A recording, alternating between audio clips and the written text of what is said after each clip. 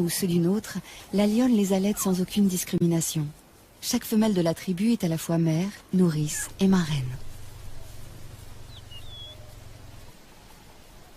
Pourquoi faut-il éviter à tout prix de laisser les lionceaux livrés à eux-mêmes? Par crainte des hyènes, qui peuvent rôder dans la savane, mais aussi à cause des lions eux-mêmes.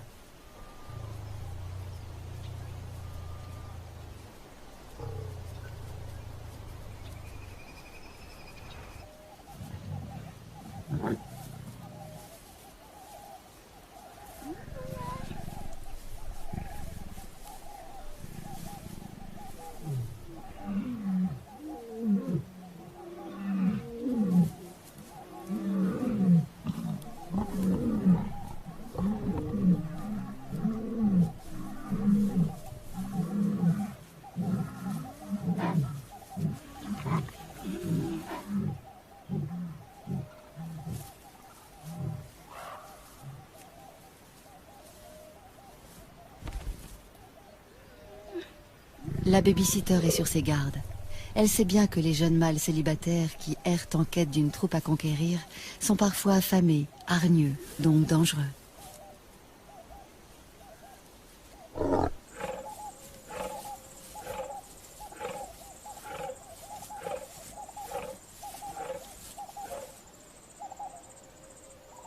Même lorsqu'il a déjà une ou plusieurs partenaires attitrés, les choses ne sont pas faciles pour un mâle. Le nôtre en est toujours aux manœuvres d'approche. Toutefois, il a bien avancé et peut espérer arriver à ses fins d'un moment à l'autre.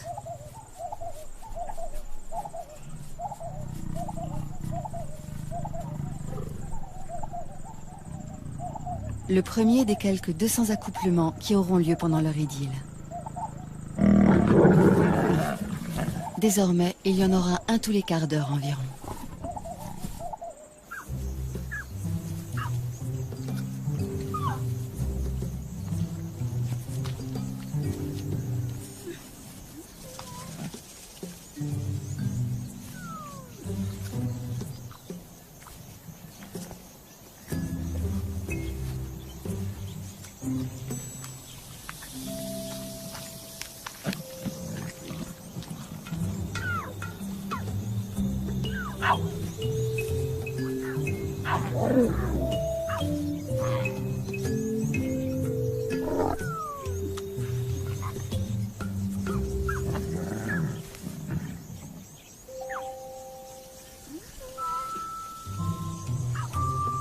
Autour d'une proie, les lionnes n'ont pas la même patience que pendant les longues siestes, les heures où il fait trop chaud pour remuer la moindre oreille.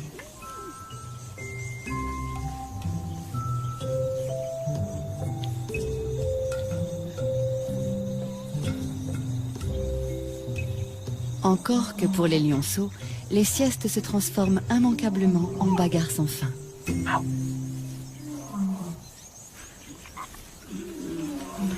À cet âge déjà, jouer n'est pas seulement s'amuser.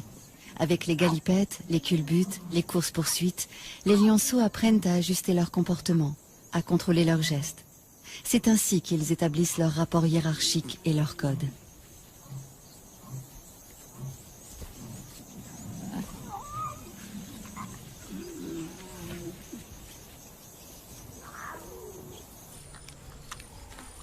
Une carcasse de seconde main, celle d'un gnou à demi dévoré déjà par une tablée de lions. Les éboueurs de la savane ont pris leur place. Une fois abandonnée, une charogne est à tout le monde. Les chacals n'ont pas plus de droit sur elle que n'en ont les marabouts.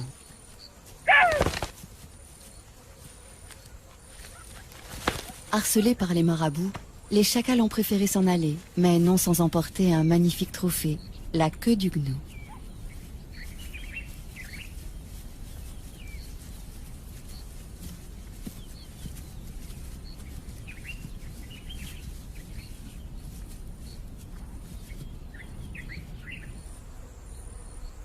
L'un d'eux a eu finalement des regrets. Pourquoi avoir délaissé une si belle proie? La mémoire ne tarde pas à lui revenir.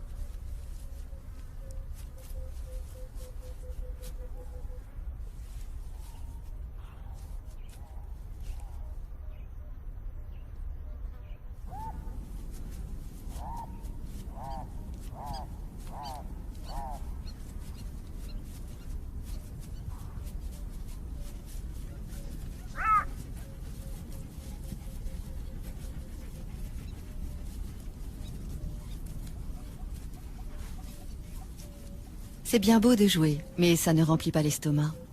Et si l'on ne trouve pas de charogne, que reste-t-il? La chasse.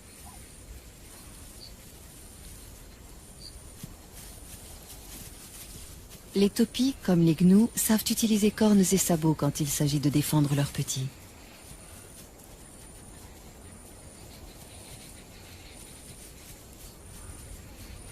S'attaquer seul à 2 fois plus grand que soi, est-ce bien sérieux?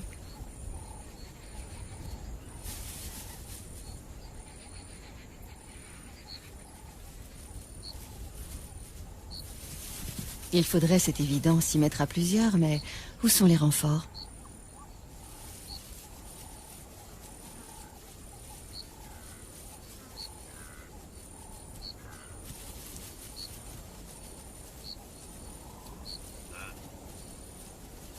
Les voici, mais trop tard.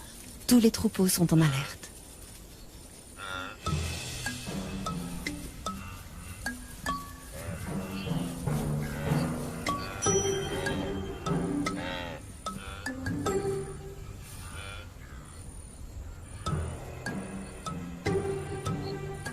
Des gnous, on connaît surtout les immenses cortèges marchant vers leur terre promise.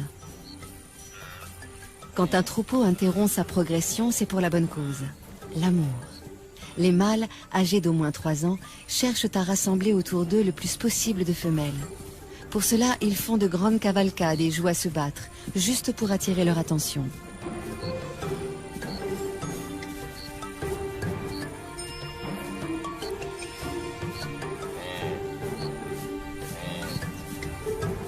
La frénésie et la nervosité des gnous les poussent parfois à des comportements étranges, comme dans la scène qui va suivre. Un bébé de quelques heures à peine, rudoyé par plusieurs adultes.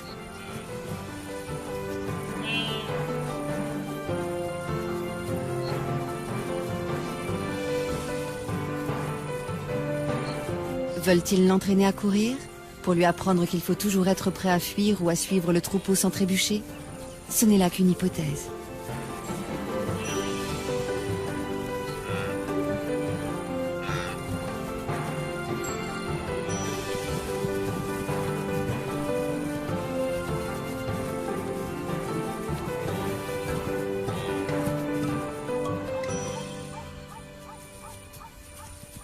D'instinct, le petit gnou suit sa mère comme son ombre. S'éloigner d'elle, surtout quand le troupeau se met en marche, c'est risquer de la perdre. Et mourir à coup sûr car aucune autre ne la remplacera. Une mère gnou n'accepte jamais de nourrir un autre petit que le sien.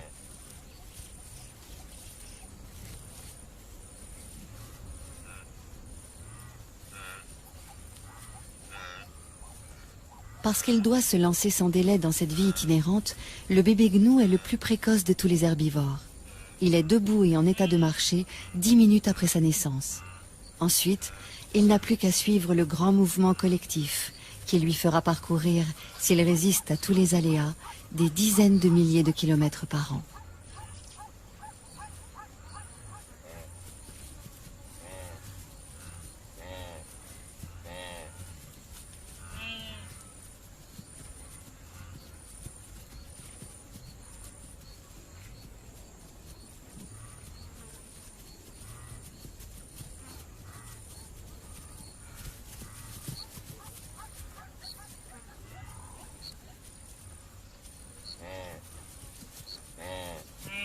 Tous ceux qui parcourent ces plaines herbeuses, que ce soit les gnous en troupeaux denses ou les taupiers et les zèbres beaucoup moins nombreux, tous, excepté les éléphants, ont à craindre évidemment les grands carnivores.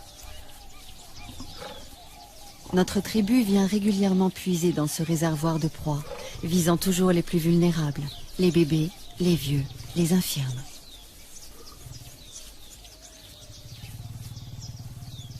Sans doute les lionnes ont-elles fait bonne chère il y a peu, car la chasse n'est pas à l'ordre du jour. L'humeur est plutôt câline et espiègle.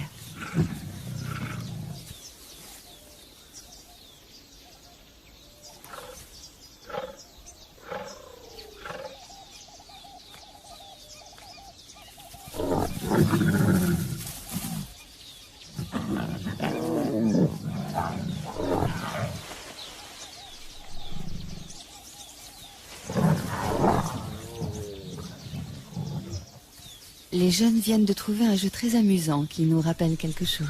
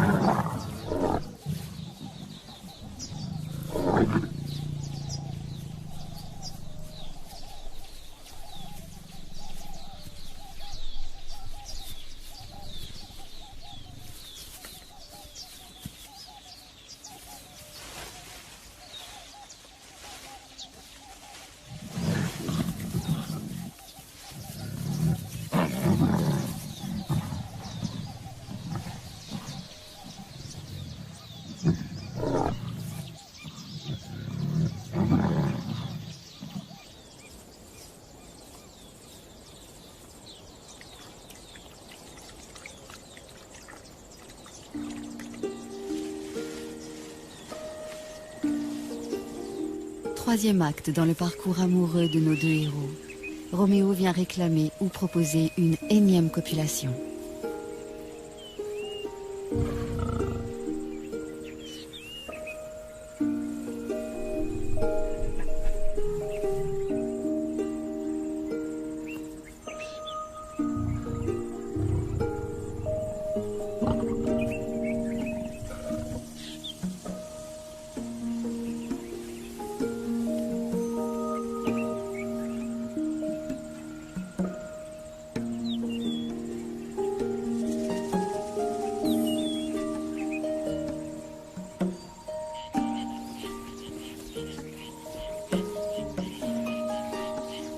Le jour décline, il fait moins chaud, le moment que beaucoup attendaient pour aller boire.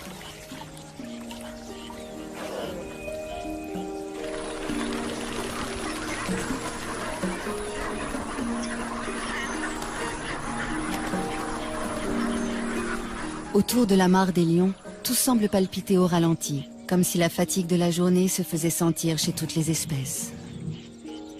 De ce côté, c'est même le repos complet. Certains, on les comprend, ont cédé à l'épuisement.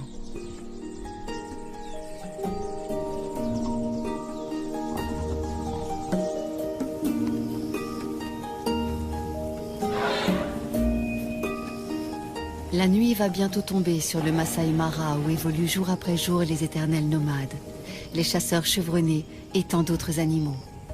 Au rythme des saisons, la lutte de chacun pour sa survie maintient ce juste équilibre dont la nature africaine a le secret.